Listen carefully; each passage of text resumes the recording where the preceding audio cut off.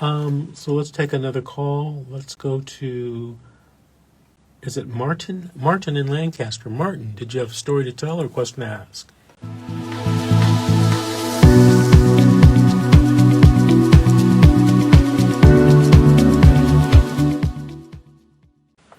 Yes, actually a little bit of both.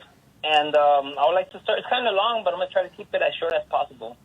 Okay. And it started in 2018 when DCFS, or CPS, I should say, came to my house, supposedly for suspicion of domestic violence. And so after came a female officer and a male officer.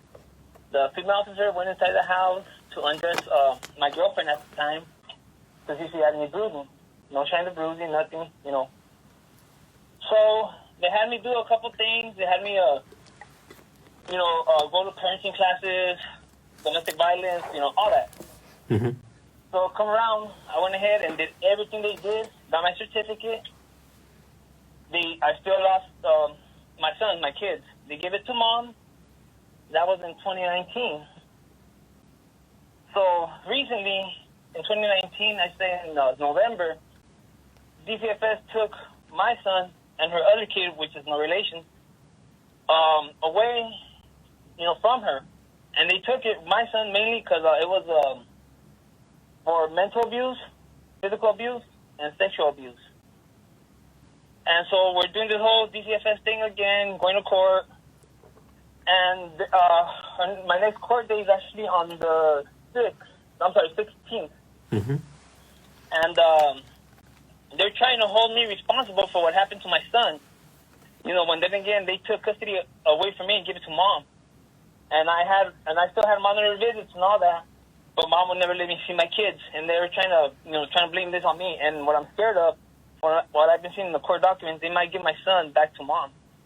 And he don't want to go back to his mom because of everything that happened. Mm-hmm.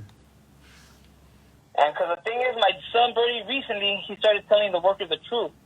Because he didn't want to tell the workers or the detectives what had happened, mainly because he was scared what could happen to his mom.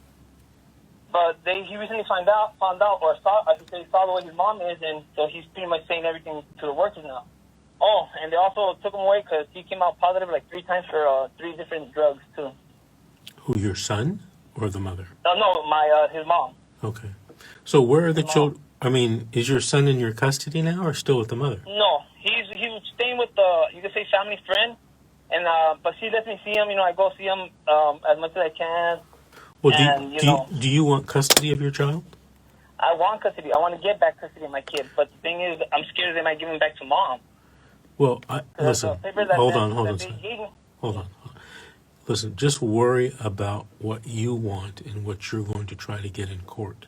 You need to sit down or on the phone, it's the pandemic, but talk to your attorney, come up with a strategy to show how you can get custody of this child.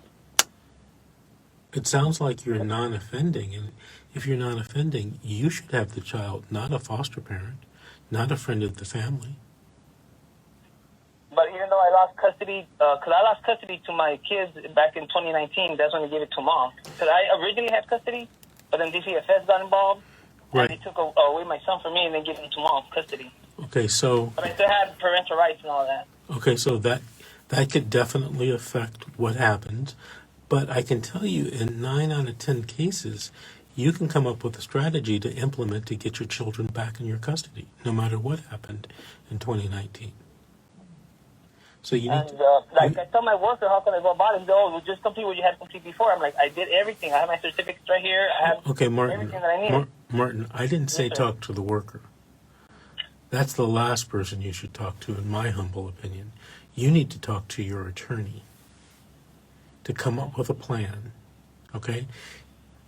You're not going to get anywhere with the worker. If you were, you would have your kids. We wouldn't be having this conversation if the worker was going to assist you or help you out. Talk to your attorney, come up with a strategy, and implement it. Okay. Does that make sense? Yes, sir. Yes, sir. Martin, I want to appreciate you for listening and calling this evening.